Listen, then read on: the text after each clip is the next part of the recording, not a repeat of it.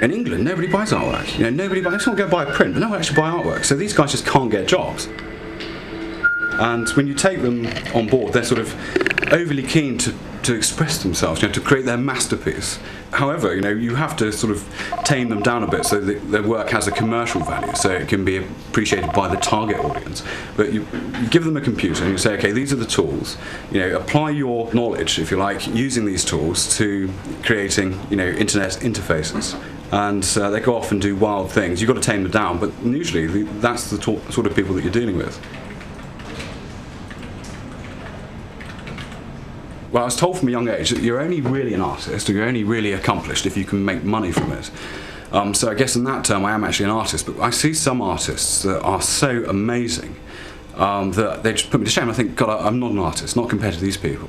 It's a shame that these people don't get the kind of recognition they deserve, or the sort of money, you know. But the creative side of your brain and the making money side of your brain, the two just don't necessarily work. So what I've tried to do is use the creative side of my brain, but discipline it to think about making money. And the only way really you can actually look at making money from being creative is by creative solutions that make money for other people.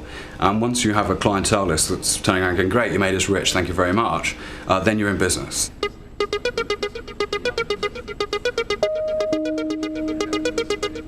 Everybody thinks they're an artist, some way or another. Someone has some creative flair, and that's actually absolutely true. But if you actually analyse what an artist is, it goes back to the days of cave painting. It's all about trying to pass a message, trying to express something. We had an attorney in Park Avenue that wanted a website designing, and he's an American. You know, and the Americans are all very sort of, you think they'd be new age. Whenever they meet an English person, they start thinking tweed and oak. And I'm trying to say, yeah, let's go for this sort of, you know, state of the arts, blah, blah, blah. And he's saying, no, tweed and oak. That's what I expect from an Englishman. And I'm like, okay, we'll do tweed and oak. So we thought, how can we do tweed and oak and yet still be, you know, creative? So we designed him a library for his, you know, his attorney, so it's all about reading books, right? I mean, you know. So we built him this library, leather-bound books and stuff, and you could go into the library doors, and you could either go into a conventional site, or you could go into what we call a flash movie, so an illustrated thing. And so I phoned him up, so we're doing this oak and leather-bound book library. He's going, oh, great, yeah, great, do it. Okay, no problem. And then we're doing this scene where you go in through the door and you fly over New York, and then you pile down to your office on Park Avenue, yeah? And he's like, I don't know about that. And I said, we've seen The Matrix, right? It's like that. And he goes, well, how can it be? You know, I said, just leave it to us. We gave the visitor to the site two options, either to enter the website as a conventional user, or to enter the website as a Flash user, somebody with Flash-enabled movie ability. If I take you through the two options and send you through the Flash movie to start with. So you get the whole screen, you go shooting in through the door, and you get what's called a load-up movie. And the load-up movie allows the rest of the movie to load whilst you're there. And you can see we've got cars chasing taxis and police cars chasing other things. So, you know, people can get involved in that little load-up movie if they want. Straight into New York, we follow the star,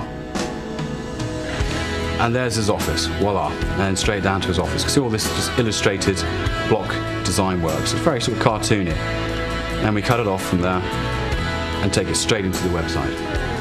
So now all that was running real time. It would run down a normal conventional telephone cable at that speed, and that's the way it has to be, so people can get fast access.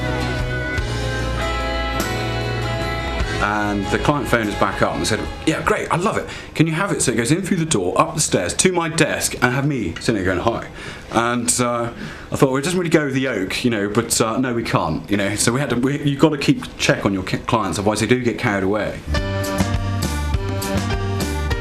Because it's such a new industry, a lot of old school Thai chaps have gone, right, I don't know what a website should be like. What do you think it should be like? And we've been like, well, we think it should be like this. And because they have no preconception, they go, okay, that's great. We do want to create masterpieces and, you know, in a way, sort of get our self-expression out, so we can tell all our friends, have a look at our website, you know, it's great, this one. But in reality, you've actually got to turn around and say, all right, let's go for something creative, but let's actually get it so it makes money for the guy, otherwise he's going to be quite upset. I find the more I'm getting into the creatively thinking for creatives, which is interesting in its own right, I find that I'm getting less of my own creative venting.